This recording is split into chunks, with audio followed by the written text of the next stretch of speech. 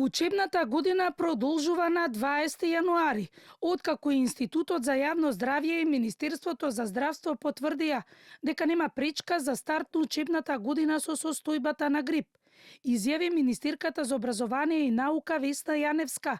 Таа со апел родителите да не ги продолжуваат одморите со старт на новото полугодие. Сите училишта ќе почнат навремено со новата училишна година, затоа што вчера веќе имавме од Министерството за здравство и од Институтот за јавно здравје дека нема да има пречки за почеток на новата учебна година. Тоа апелирам до родителите.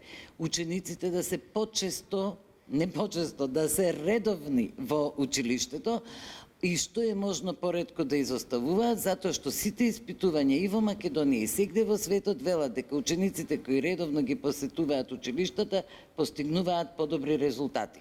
Во детската клиника за респираторни заболувања Козле објаснуваат дека инкубацијата на грипот е кратка и со првите симптоми на кашлица и кивање децата да останат дома со цел да не се шири грипот.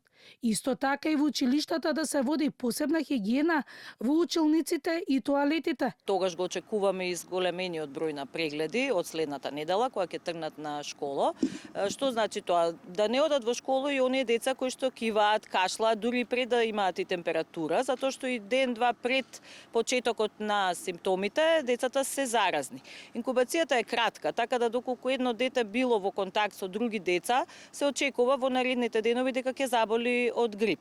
Така што сите оние не можете вие на децата да им кажете да стават шамивче, да кашлаат во ракав или да стават рака на устата, така што сите оние кои што имаат симптоми да се почуваат дома да видат дали ќе се развијат тие симптоми во нешто полошо. Во болницата Козле дневно има и по 200 прегледи и 80 хоспитализации. Најмал пациент е едномесечно бебе и во детската клиника има по 150 прегледи, а околу 40 деца се хоспитализирани со потврден грип на инфлуенца А.